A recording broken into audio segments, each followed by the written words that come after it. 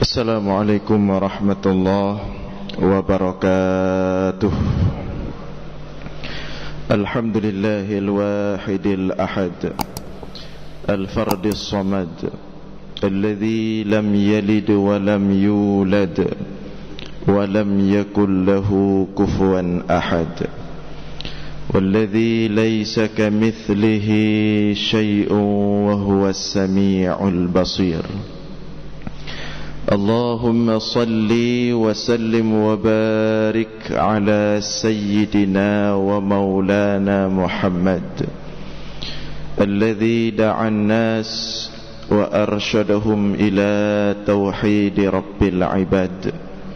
Allahumma wa ala alihi wa sahbihi ajma'in, amma ba'd. Puji beserta syukur senantiasa selalu kita persembahkan kepada Allah Subhanahu wa ta'ala, Tuhan yang esa pada zatnya, yang esa pada setiap sifat-sifatnya, yang esa pada setiap af'alnya. Tidak ada satupun makhluk yang serupa dengannya dalam bentuk apa.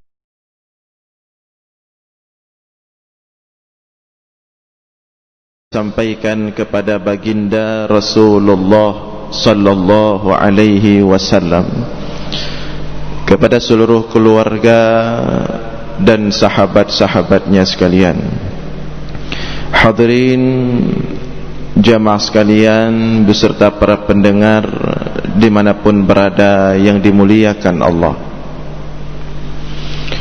Beberapa bulan terakhir musibah demi musibah silih berganti menimpa kita Indonesia.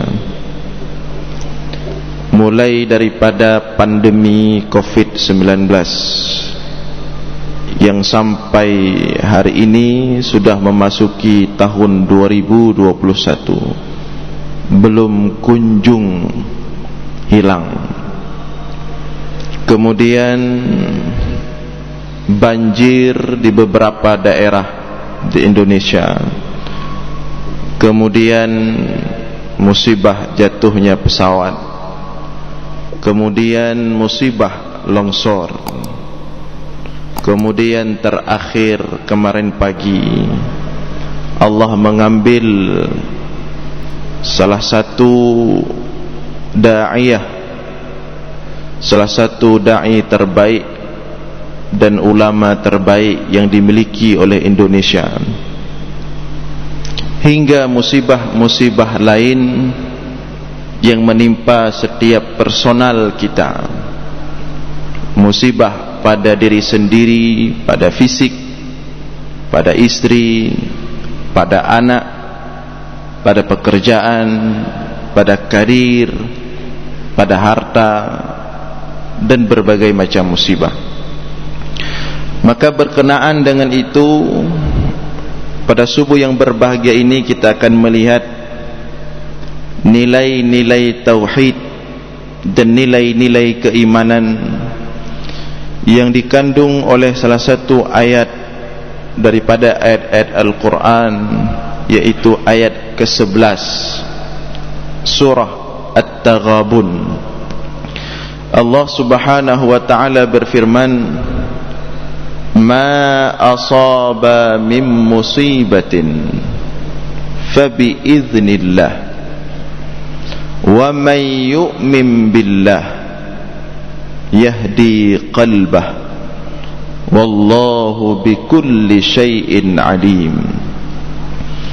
Tidaklah menimpa daripada musibah, tidaklah menimpa suatu musibah illa biiznillah, melainkan atas izin daripada Allah. Wa man yu'min billah, dan barang siapa yang beriman kepada Allah, yahdi qalbah, maka Allah akan memberikan petunjuk kepada hatinya. Wallahu bikulli syai'in alim, dan Allah itu maha mengetahui atas setiap sesuatu. Ma asaba min musibah, tidaklah menimpa daripada musibah terhadap manusia. Ini menunjukkan bahawa manusia akan berhadapan dengan musibah kapanpun, dimanapun berada, kemanapun dia lari, maka musibah akan menimpanya. Tidak ada satupun manusia yang terlepas daripada musibah. Mau lari kemana, mau sembunyi kemana, musibah itu akan mengejar, seperti mati mengejar setiap manusia, seperti rezeki mengejar manusia. Mati, musibah, rezeki, tiga-tiganya mengejar manusia kemanapun dia lari. Jadi bukan hanya mati saja, rezeki pun akan mengejar kita. Kita lari enggak mau terima rezeki dari Allah, kita lari enggak mau makan, mau mati, maka rezeki akan mengejar kita. Kita tidak akan mati sebelum ajal datang. Demikian juga musibah. Tidak ada satupun manusia yang bisa terlepas daripada musibah.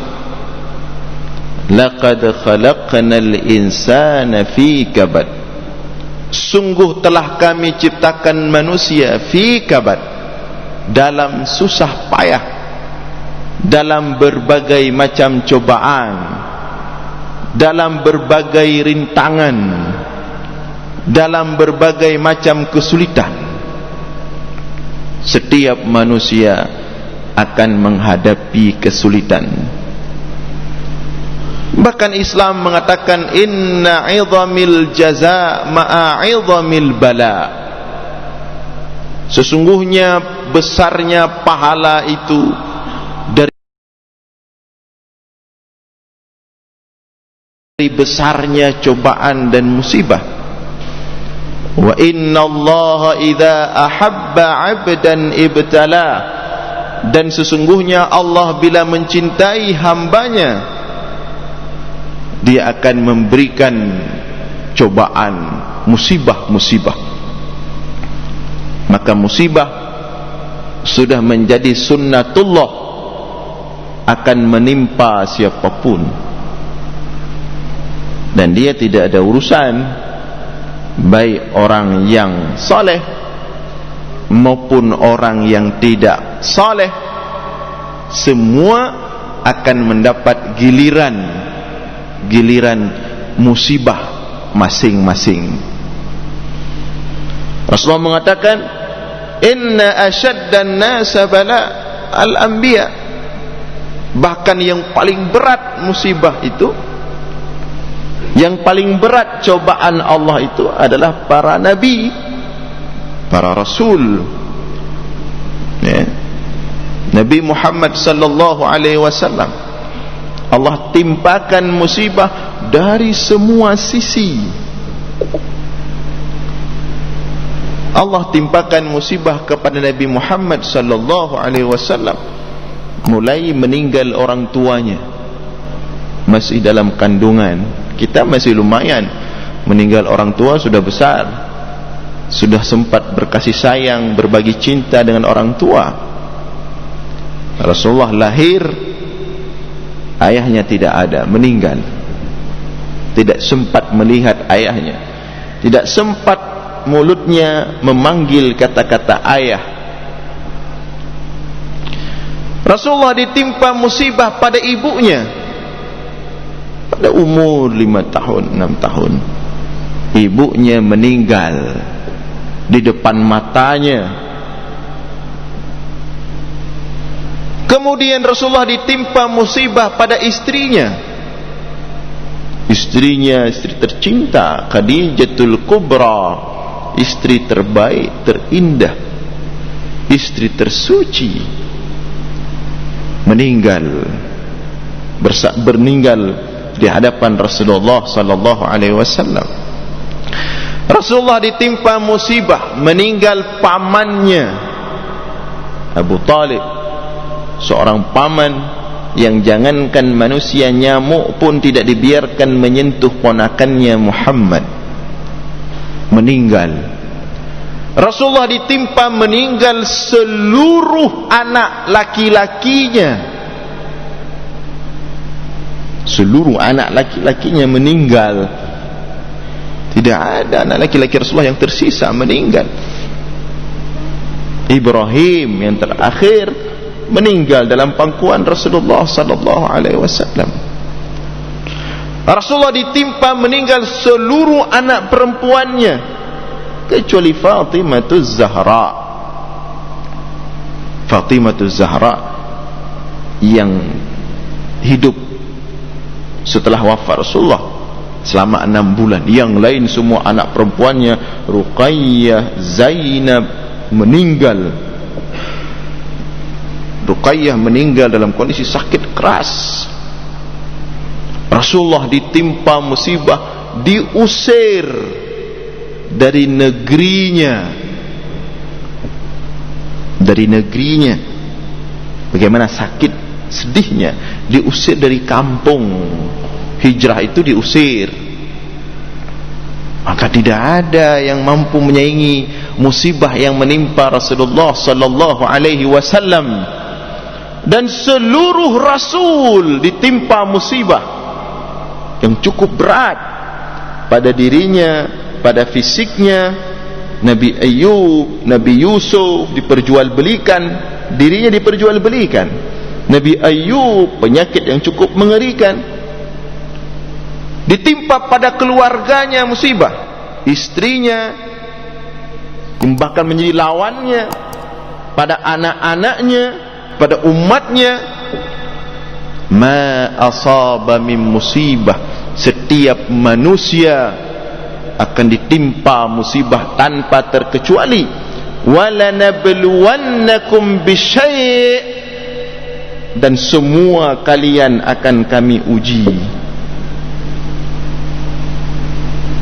Jadi semua akan ditimpa musibah. Itu sudah menjadi sunnatullah. Begitu masuk ruang dunia, begitu lahir, sampai ditarik ruh, siapapun yang hidup antara itu pasti akan berhadapan dengan musibah dari Allah Subhanahu wa taala. Maka di sini Allah mengatakan fa biiznillah, setiap musibah itu adalah dari Allah, atas izin Allah. Karena ada kondisi musibah itu terjadi karena sebab musabab. Sebab musabab. Tapi apapun itu kejadian, sebab musabab dan lain-lain sebagainya, apapun yang terjadi di alam ini, baik yang di mata manusia itu negatif maupun positif, pokoknya segala sesuatu yang menimpa manusia di atas muka bumi ini, di alam ini, biiznillah, atas izin Allah. Itu konsekuensi tauhid. Ketika kita beriman kepada Allah, konsekuensinya kita harus beriman bahwa segala sesuatu yang terjadi di alam ini itu atas izin Allah. Itu konsekuensi tauhid. Di sini Allah ajarkan fa biiznillah, atas izin Allah. Jadi ketika kita melihat musibah-musibah terus silih berganti beberapa bulan akhir ini di Indonesia, orang-orang beriman dengan kokoh hatinya, dengan tetap hatinya mengatakan fa biiznillah, itu semua atas izin Allah. Apa tujuannya kita meyakini atas izin Allah? Yang pertama, untuk menunjukkan ketauhidan kita kepada Allah, bahwa kita beriman kepada Allah dan beriman segala sesuatu yang terjadi di alam ini atas izin Allah. Tidak mungkin terjadi di luar kendali Allah. Jadi Allah itu tahu kita sedang sakit, sedang sulit, sedang rumit. Allah itu tahu. bukan tidak tahu. Bahkan Allah sudah tahu sebelum menciptakan semua alam ini. Ma asaba min musibatin fil ardi wala fi anfusikum illa fi kitab min qabli an nabra'aha. Tidaklah satu musibah menimpa manusia, menimpa di muka bumi, menimpa pada diri manusia, illa fi kitab, sudah tertulis dalam lauhul mahfud sebelum Allah menciptakan alam. Sudah tertulis di sana tanggal 14 atau 15 Januari 2021 akan meninggal seorang da'i ulama terbaik di Indonesia. Sudah tertulis sebelum Allah menciptakan alam ini. Sudah tertulis berapa bulan pandemi yang sulit ini, COVID-19 tidak kunjung hilang ini. Sudah tertulis di lauhul mahfud sebelum Allah menciptakan alam ini. Sudah tertulis di sana akan terjadi sekian bulan, sekian jumlah yang meninggal, sekian jumlah yang sembuh, sekian jumlah yang selamat. Min qabli an nabra'aha, semua sudah tertulis. Itu tujuan pertama. Allah mengatakan atas izin Allah apapun yang menimpa.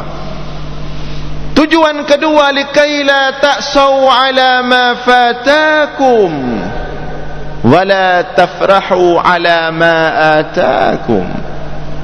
Kata Allah agar kalian tidak terlalu berputus asa, tidak terlalu bersedih atas apa yang telah luput dari kalian, telah Allah ambil balik. Memang itu sudah ketetapan Allah. Allah ambil orang tua kita, Allah ambil anak kita, Allah ambil istri kita, Allah ambil suami kita, Allah ambil pekerjaan kita, Allah ambil kekayaan kita. Itu sudah ketetapan Allah. Jadi jangan terlalu bersedih. Sebagaimana juga ketika Allah memberikan kita segala-galanya, likai la tafrahu, jangan terlalu senang, jangan terlalu berbahagia. Inilah makna cintailah sesuatu itu jangan berlebihan, dan benci sesuatu itu jangan juga berlebihan. Biasa-biasa saja. Karena yang kita cintai milik Allah, yang kita benci juga milik Allah. Likai la ta'sau, agar kalian tidak bersedih, kata Allah. Ya. Wa man yu'min billah yahdi qalbah, maka barang siapa yang beriman kepada Allah, beriman tentang Allah, Allah Tuhan yang menciptakan seluruh alam, beriman bahawa segala sesuatu yang terjadi di alam ini adalah di bawah kendali Allah, tidak ada yang terlepas dari kendali Allah. Ma waraqatin, bahkan satu helai lembar daun kecil di ujung gunung sana, di bukit gunung paling tinggi, jatuh daun, sehelai daun, selembar daun kecil dari pohon, dibawa oleh angin. Allah tahu kemana dia jatuh, di bagian tanah mana dia berada, ke bawah batu mana dia masuk. Semua Allah tahu. Itu perlu di situ keimanan kita. Wa may yu'min billah yahdi qalbah, maka dengan demikian apapun yang terjadi di alam ini, karena kita berpegang kuat pada Allah, yahdi qalbah, maka iman itu akan memberikan hidayah kepada hati orang yang beriman itu. Dalam tafsir Adwa'ul Bayan fi Idahil Quran bil Quran, Syekh Muhammad Al-Amin Asy-Syanqiti menyebutkan ada qiraah yang lain dalam ayat ini yang berbunyi yahda'u qalbuh.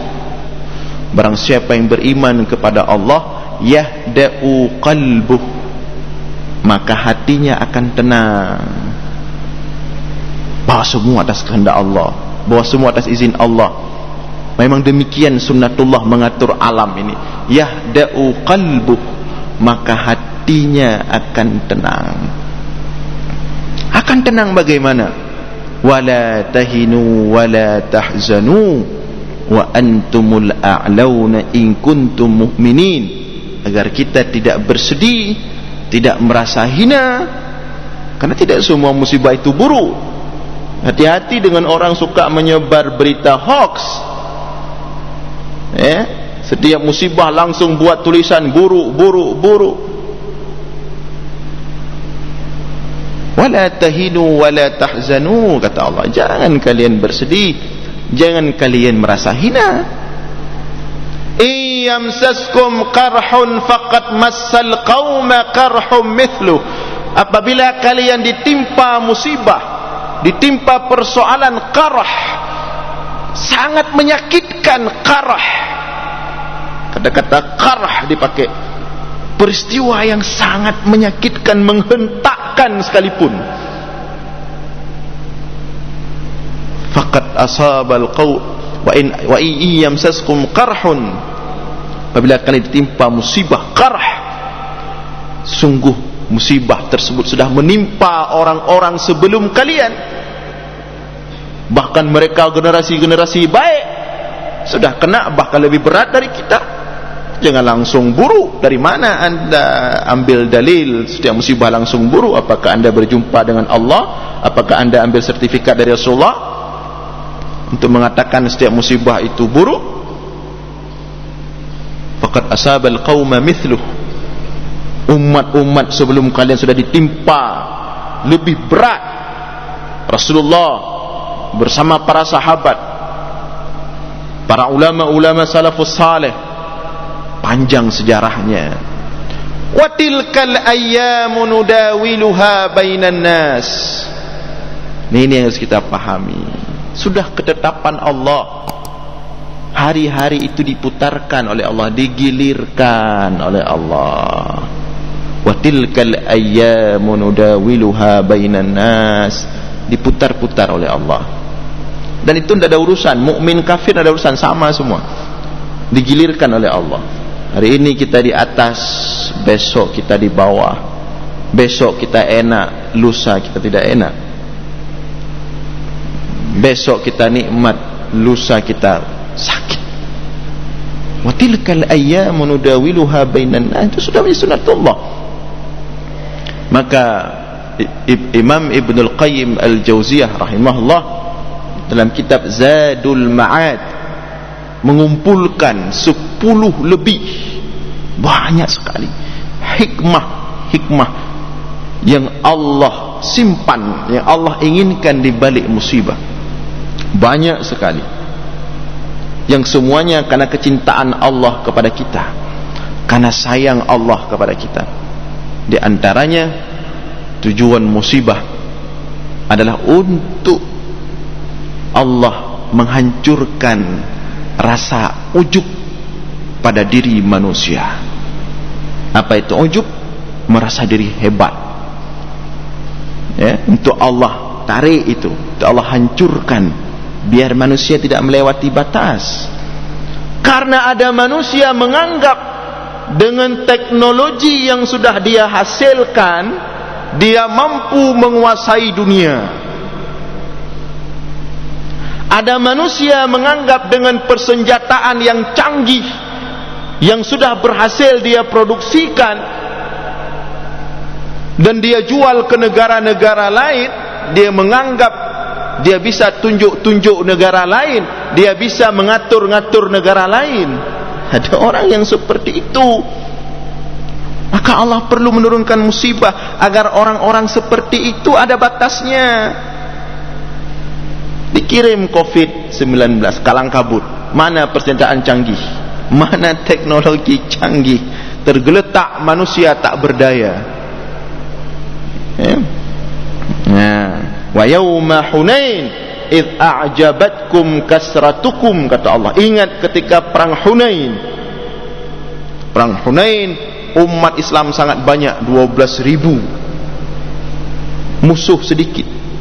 Sebagian umat Islam merasa hebat, ini kita menang, kita punya pasukan besar. Yauma Hunain idh a'jabatkum kathratukum, ingat ketika hari Hunain, perang Hunain, kalian merasa hebat pada jumlah besar, persenjataan lengkap. Ketika itu malah kalah umat Islam di awal perang. Itu tujuan pertama di antara tujuan musibah itu Allah timpakan kepada manusia, untuk mengontrol manusia, jangan ada yang berlebihan. Yang kedua, untuk menyadarkan manusia hakikat dirinya. Karena ada manusia tidak sadar siapa dirinya, sudah terlalu jauh berjalan. Kamanyang tak ke katua ke ho getreun nam ho treli. Kajeuh tak gejak nam ho riwang li. Maka perlu musibah agar ketuho jalan wo, agar ketuho ho no treli ko kamanyang tak. Maka ada pepatah Arab mengatakan halakal mar'u lam ya'rif qadrah, celaka seseorang yang tidak mengenal dirinya sendiri, yang tidak tahu batasannya. Maka ditimpa musibah, oh ternyata saya lemah sekali, ternyata banyak hal yang tidak mampu kita kendalikan, ternyata banyak hal di luar kendali kita. Diri kita sendiri saja tidak mampu kita kendalikan secara penuh, secara keseluruhan, apalagi mengendalikan alam ini, mengendalikan manusia, menyadarkan manusia-manusia yang sombong tadi akan batasan dirinya. Kita ini lemah. Antumul fuqara'u ilallah, wahai kalian manusia, kalian itu fakir. Allah yang berkuasa di alam ini. Hati-hati. Nah, perlu musibah. Kalau enggak ada musibah, yang zalim semakin zalim, yang sombong semakin sombong, yang ingin berkuasa semakin menjadi-jadi. Maka perlu musibah. Karena ada kondisi orang kesombongannya itu tidak mampu lagi kita atur, tidak mampu lagi kita kendalikan, tidak mampu lagi kita tekan. Hanya dengan turun tangan Allah baru mampu menekan kesombongan itu. Maka Allah datangkan musibah-musibah agar manusia menyadari hakikat dirinya, hakikat keterbatasannya, hakikat kelemahannya. Kemudian di antara tujuan Allah turunkan musibah adalah untuk mengangkat, mendidik, membuat manusia semakin berkualitas. Laqad khalaqnal insana fi kabad, sungguh telah kami jadikan manusia dalam susah payah.